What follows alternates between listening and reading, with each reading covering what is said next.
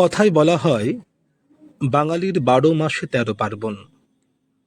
কিন্তু দেখতে গেলে এই ১৩ পার্বণ ২৬কেও ছাড়িয়ে যায়। আবার যদি ধরি ব্রত কথার কথা, তাহলে তা আরো বহু গুণে বেড়ে যায়। ব্রত কথা বাংলার নিজস্ব উৎসব, নিজস্ব পার্বণ, এবং এটি এক লোক উৎসব বা লোক পার্বণের পর্যায়ে পড়ে। শাস্ত্রীয় ব্রতের সঙ্গে এই ব্রতগুলির গুরুতর পার্থক্য থাকে। আমরা যে ব্রত পার্বণের কথা আলোচনা করতে চলেছি, সাধারণভাবে সেগুলিকে মেয়েলি ব্রত বলে অভিহিত করা চলে। অবশ্য তাই বলে ব্রত কেবল মেয়েদেরই, ছেলেদের হয় না, এমনটা ঠিক নয়। ব্রত কথার সঙ্গে আলপনার এক গভীর যোগাযোগ রয়েছে।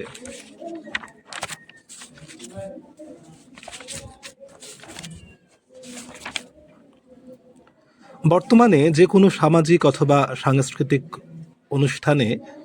অনুষ্ঠান স্থলকে সজ্জিত করতে আলপনার সাহায্য নেওয়া হয়, কিন্তু এটি একান্তভাবেই লোকজ চিত্রকলার নিদর্শন। তবে ব্রতে আলপনার যেন পূর্ণ প্রকাশ দেখা যায়। বিভিন্ন ঐহিক কামনা বাসনা বা নিজের ইচ্ছা পূর্ণ করার জন্যই ব্রতের অনুষ্ঠান করা হয়। আর সেই কামনা বাসনাকে বাস্তবায়িত করতে আলপনার মাধ্যমে বিভিন্ন মোটিভ চিত্রিত করা হয়।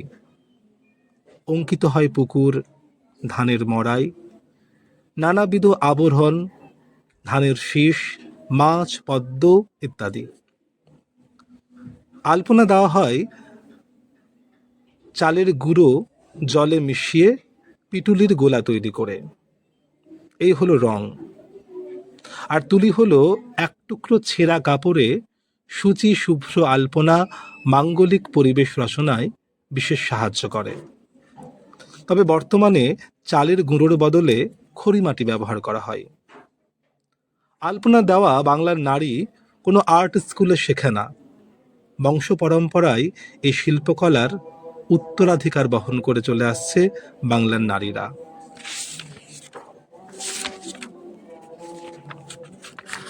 আজ ইতু পুজো।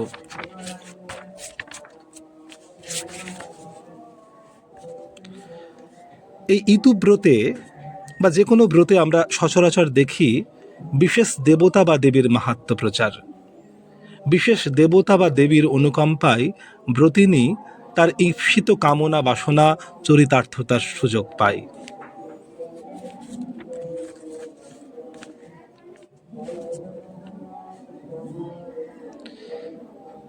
আমরা একটু যদি সূক্ষ্মভাবে বিবেচনা করি, তাহলে দেখব একদিক দিয়ে ব্রতানুষ্ঠান পুরুষ শাসিত সমাজ ব্যবস্থার বিরুদ্ধে নারীদের প্রতিবাদী আন্দোলন। পুরুষ শাসিত সমাজ ব্যবস্থায় যেখানে নারীর অর্থনৈতিক স্বাধীনতা নেই, এমনকি শাস্ত্রীয় পূজানুষ্ঠানে প্রত্যক্ষভাবে অংশগ্রহণের সুযোগ প্রায় নেই বললেই চলে, ব্রতে সেই নারীরই আধিপত্য। সংস্কৃত মন্ত্র উচ্চারণের অবকাশ নেই, ব্রাহ্মণ পুরোহিতের প্রয়োজন নেই, এমনকি প্রয়োজনীয় উপাচারগুলি অত্যন্ত সুলভ, যা মেয়েরা নিজেরাই সংগ্রহ করে নিতে পারেন। এই ইতু পুজোয় মেয়েরা সাধারণত যে উপকরণগুলি ব্যবহার করে বা যেগুলি লাগে সেগুলি হচ্ছে কলমু, হেলাঞ্চা, আমাদের বাংলার অত্যন্ত সুলভ সম্পদ, যা যে কোনো খাল বিল পুকুরে পাওয়া যায়।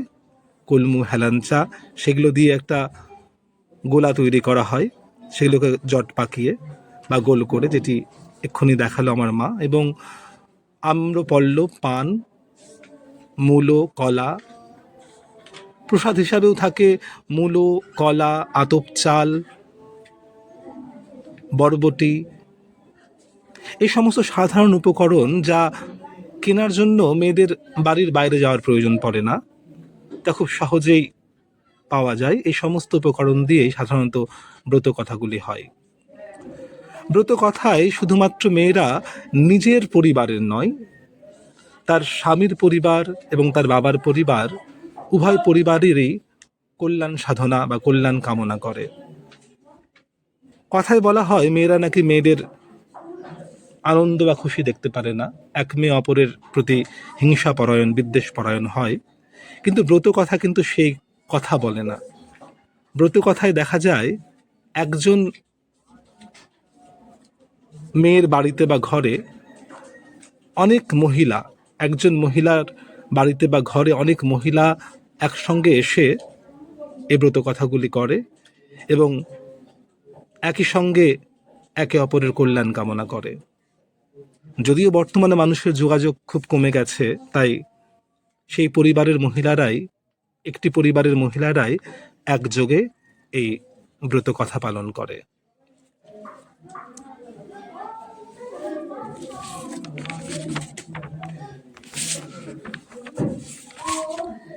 এই ইতু পুজোর বা ইতুর ব্রতর মূল কথাই হচ্ছে যে এক দরিদ্র ব্রাহ্মণ পিতা তার দুই মেয়েকে জঙ্গলে পাঠিয়ে দেয় এবং সেই দুই মেয়ে ইতুর পূজা করে কি করে দরিদ্র বাবার ঘরে সচ্ছলতা ফিরিয়ে আনে এবং ক্রমে তাদের রাজার সঙ্গে বিয়ে হয়, অর্থাৎ ইতুর কৃপায় তারা সাধারণ দরিদ্র থেকে বিত্তশালী হয়ে ওঠে। এটি হচ্ছে এই ব্রত কথার মূল উপজীব্য।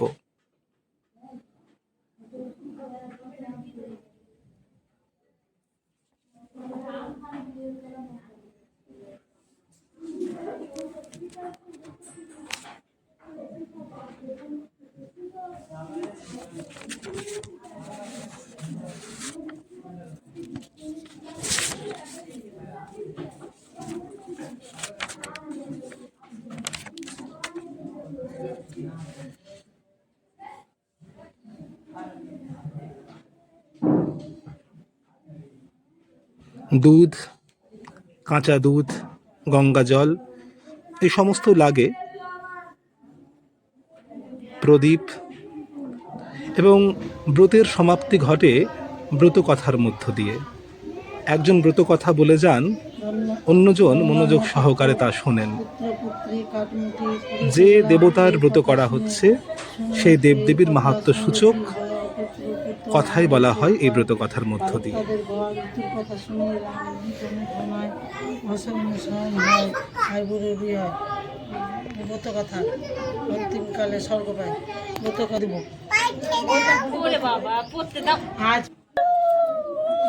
সবশেষে উলুধ্বনি দিয়ে, শঙ্খ বাজিয়ে মহিলারা একে অপরের কপালে মঙ্গল সিঁদুর ছুঁইয়ে দিয়ে একে অপরের মঙ্গল কামনা করে ব্রতের সমাপ্তি ঘটান।